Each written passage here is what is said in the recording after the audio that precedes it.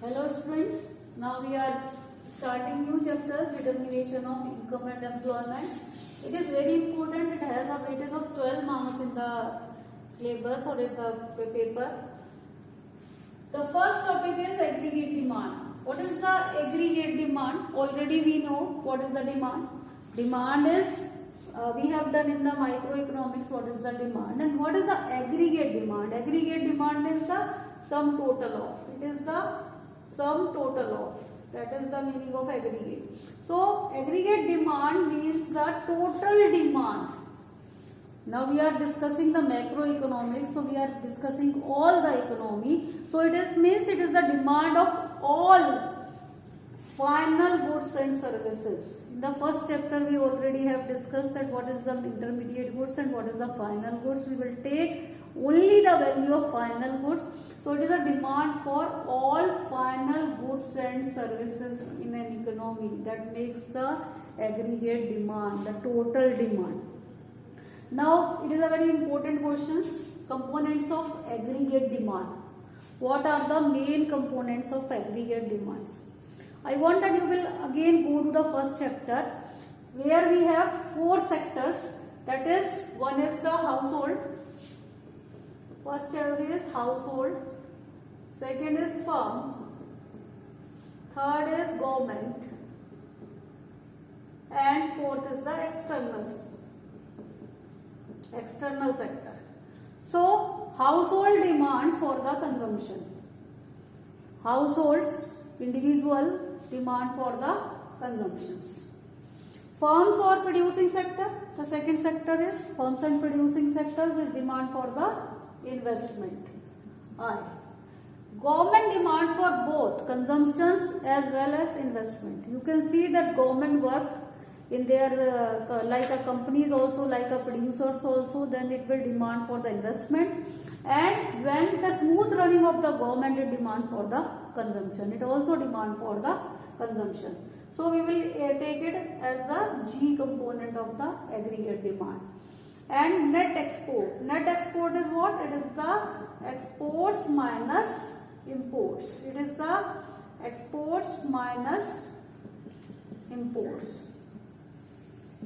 What is the exports? Export is demand of the domestic goods by the other countries. And what is the import? Import is the demand of foreign goods by the domestic countries.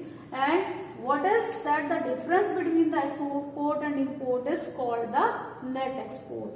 So it is, we will take as X minus M. X is for exports and M is for the import.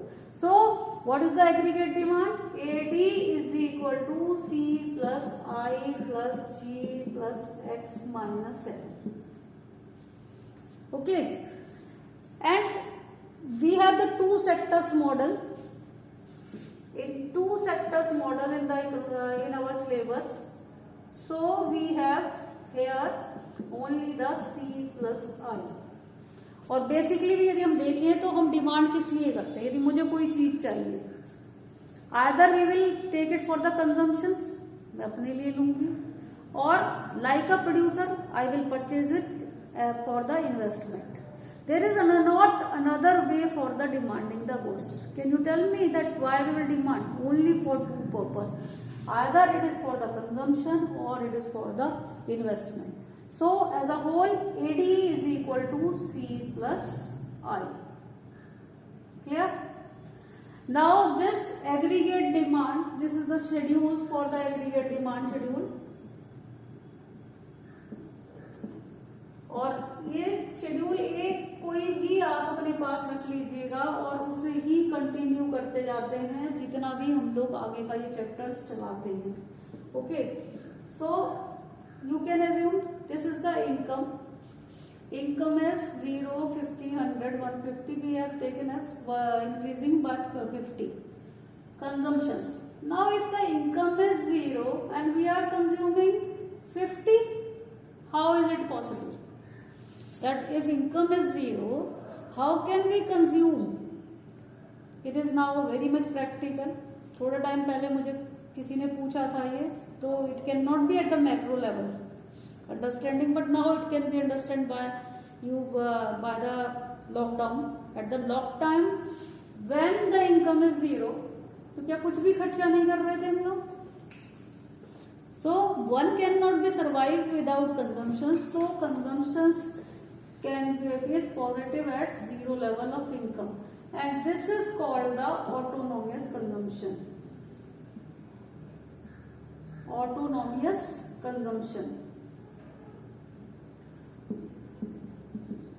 Generally it is denoted by C bar. Okay.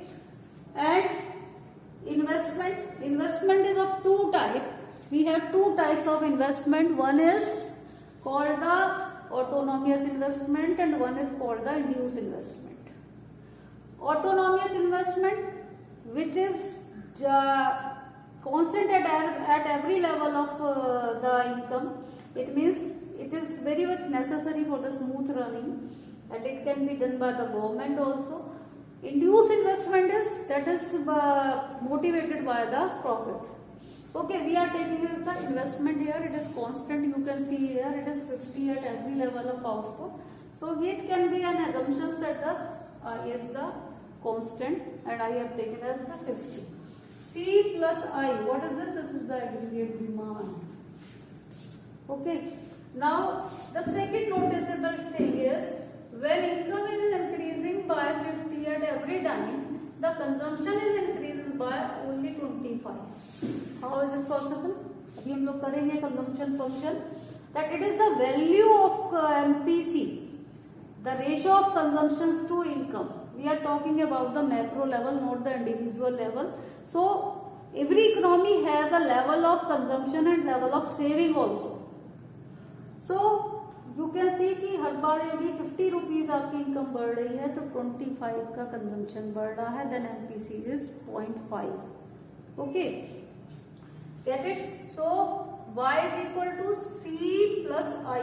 75 plus 50, 125, 100, consumption is 100, 50 and 150, 150, 125 and so on. You can see that it is the sum of c plus I.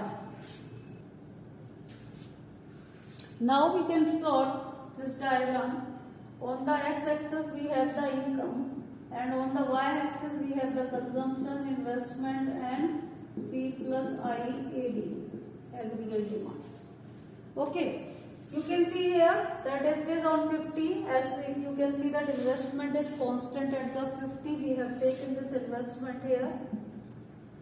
Then consumption. At zero level, the consumption is 50. It is our C bar. It is our autonomous consumption. And as income increases, consumption also increases. So what it shows? It shows a positive relation between income and consumption. What it means? The first feature is when income is zero, the consumptions cannot be zero. When income is zero, consumptions cannot be zero. The second is when income increases, consumption also increases. So it has a positive relationship between income. The third is the C plus I. It is the aggregate demand. It is the sum of consumption and investment. So this is the diagrammatical presentation of aggregate demand. Hopefully that you will understand it. Thank you.